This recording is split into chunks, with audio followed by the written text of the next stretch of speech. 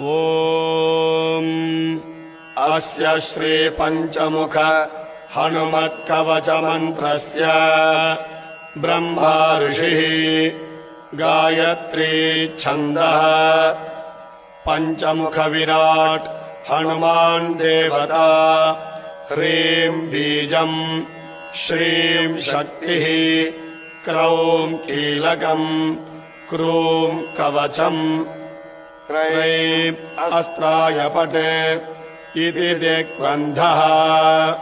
श्रीगरुड उवाच अथ ध्यानम् प्रवक्ष्यामि शृणु सर्वाङ्गसुन्दरी यत्कृतम् देवदेवेन ध्यानम् हनुमतः प्रियम्।